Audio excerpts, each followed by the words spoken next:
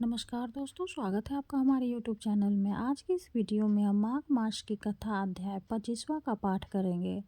तो आइए पाठ शुरू करते हैं। पिशाच कहने लगा कि हे मुनि, केरल देश का ब्राह्मण किस प्रकार मुक्त हुआ, यह कथा कृपा करके विस्तार पूर्वक कहिए।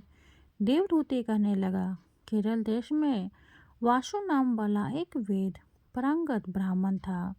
उसके बंधुओं ने उसकी भूमि छीन ली, जिससे वह निर्धन और दुखी होकर अपनी जन्मभूमि त्याग कर देश विदेश में घूमता। किसी व्याधि से ग्रस्त होकर मृत्यु को प्राप्त हो गया। उसका कोई बांधव न होने के कारण उसकी और्ध्व वैदिक क्रिया नहीं हुई और न ही उसकी दाह क्रिया हुई। इस प्रकार क्रिया के लोप होने से निर्जन वन में प्रेत होकर चिरकाल तक फिरता रहा। शीत, ताप, भूख प्यास के दुख से हाहाकार करता हुआ वह नंगे शरीर रोता फिरता था, परंतु उसको कहीं सद्गति नहीं दिखाई देती थी। सर्वथा दान न देने से वह अपने कर्म फल को भोगता था। जो लोग अग्नि में आहुति नहीं देते, भगवान का पूजा नहीं करते, वे आत्म विद्या का अभ्यास नहीं करते, अच्छे तीर्थों से विमुख रहते हैं। जो लोग दुखी लोगों को स्वर्ण, वस्त्र, तांबुल, रत्न, फल तथा जल नहीं देते तथा छल कपट से जीविका प्राप्त करने वाले, दूसरों तथा स्त्रियों का धन हन करने वाले, पाखंडी, कुटिल, चोर, बाल वृद्ध तथा आतुर और स्त्रियों पर निर्दयता करने वाले, आग लगाने वाले, विष देने वाले, झूठी गवाही देने वाले, कुमार्ग पर चलने वाले, माता पिता, भाई बहन, संतान तथा अपनी स्त्री का त्याग करने वाले, जो सब तीर्थों में दान देते हैं, पालन करने वाले, स्वामी को त्यागने वाले, गौ तथा भूमि के चोर, वेदों की निंदा करने वाले, वृथा द्रोह करने वाले, प्राणियों की हिंसा करने वाले, देवता गुरु की निंदा करने वाले, यह सभी बारंबार प्रेत, पिशाच, राक्षस तथा बुरी योनियों में जन्म लेते हैं। ये तो बुरे कर्मों से बचकर धर्म के कार्य तथा यज्ञ, दान और तप आदि करने चाहिए, क्योंकि कर्म फल अवश्य में मिलता है। इस प्रकार प्रेत की गति देखकर पाप कर्म कदापि नहीं करने चाहिए। ब्राह्मण कहने लगा कि इस प्रकार उस केरल ब्राह्मण ने उस पर्वत पर अधिक समय व्यतीत करके एक मार्ग में एक पथिक को देखा, जो 2 ककरियों में त्रिवेणी का जल लिए हुए था। आनंद पूर्वक भगवान के चरित्र का गान कर रहा था। प्रेत ने उसका मार्ग रोककर कहा कि तुम डरो मत, इस गगरी का जल मुझको पिलाओ, नहीं तो मैं तुम्हारे प्राण ले लूँगा। देवदूती कहने लगा कि दुखी, दुर्बल, नंगे मुरझाए हुए तुम कौन हो? पैरों से पृथ्वी को स्पर्श न करके चलते हो। लुमस जी बोले।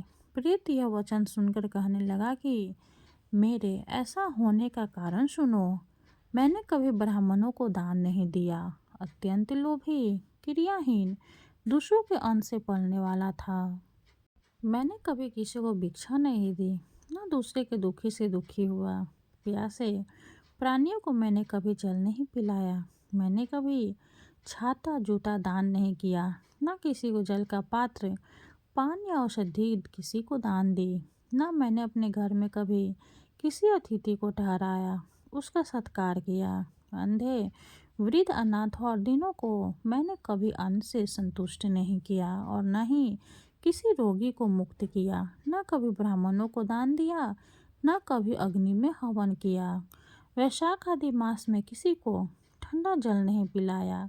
ना ही मैंने बर या पीपल का कोई वृक्ष लगाया, न किसी प्राणी को बंधन से छुड़ाया। कभी कोई व्रत करके शरीर को नहीं सुखाया। इस कारण मेरा पूर्व जन्म सब बुरे कर्मों में ही व्यतीत हुआ। मेरे पूर्व जन्म के कर्मों से ही मेरी यह गति हुई है। इस वन में बाघ, भेड़िए से बचा हुआ मांस तथा जंतुओं के खाने से गिरे हुए फल, वृक्षों पर लगे हुए सुंदर फल तथा झरने का सुंदर जल सभी मिलते हैं, परंतु देव इच्छा से मैं कुछ नहीं खा सकता। सर्प की तरह केवल पवन भक्षण करके जीवन व्यतीत करता हूँ। बल बुद्धि मंत्र पुरुषार्थ से लाभ हानि सुख दुख विवाह मृत्यु जीवन भोग रोग तथा वियोग में केवल भाग्य ही कारण होता है। कुरूप मूर्ख कुकर्मी निदित तथा पराक्रम से ही मनुष्य भी भाग से ही राज्य भोगते हैं। काने लूल्हे लंगड़े नीतिहीन निगुण नपुंसक भाग्य से राज्य प्राप्त करते हैं। पर्वत पर भी बलवान राक्षस पिशाच रहते हैं, जिनमें से कभी कभी कोई कोई कहीं कहीं वन में फिरते हुए अपने कर्म के अनुसार अन्न जल प्राप्त करते हैं, परंतु आपको उनका भय नहीं होना चाहिए, क्योंकि धर्मात्मा पुरुषों की उनकी पवित्रता ही रक्षा करती है। ग्रह नक्षत्र देवता सर्वथा धर्माताओं की रक्षा करते हैं। यह पिशाच आप जैसे भक्त की तरफ आंख उठाकर भी नहीं देख सकते। जो नारायण भगवान की भक्ति से पवित्र रहता है उसको प्रेत पिशाच पूतना कोई बाधा नहीं दे सकते। भूत बैताल पिशाच गंधर्व कागिन शाकिनी ग्रह रेवती यज्ञमात्य ग्रह भयंकर ग्रह कृत्या सर्प कुष्मांड तथा दूसरे दूत जंतु पवित्र वैष्णव की तरफ देख भी नहीं सकते। जिसकी जीभ पर गोविंद का नाम हृदय में वेद तथा श्रुति विद्यमान है, जो पवित्र और दानी है उनको कभी भय नहीं हो सकता। हे ब्राह्मण, इस प्रकार कर्मों का फल भोगता हुआ मैं यहाँ रहता हूँ, ऐसा सोचकर मैं शोक नहीं करता। एक बार मैं जलमालिनी नदी के किनारे पर गया था। वहाँ पर घूमते हुए मैंने सारस के वचनों को सुना था। 25वां अध्याय समाप्त हुआ। हरे कृष्णा। अब हम श्री हरि की आरती करेंगे। ओम जय जगदीश हरे स्वामी जय जगदीश हरे भक्त जनों के संकट शनि में दूर करे। ओम जय जगदीश हरे जो ध्यावे फल पावे दुख बिन से मन का सुख संपत्ति घर आवे कष्ट मिटे तन का। ओम जय जगदीश हरे माते पिता तुम मेरे शरण गहूँ में किसकी स्वामी शरण गहूँ में किसकी तुम्हें बिने और न दूजा आस करूँ मैं जिसकी। ओम जय जगदीश हरे तुम पूर्ण परमात्मा तुम अंतर्यामी पारे ब्रह्म परमेश्वर तुम सबके स्वामी। ओम जय जगदीश हरे तुम करुणा के सागर तुम पालन करता मैं मूर्ख खल कामी कृपा करो भरता।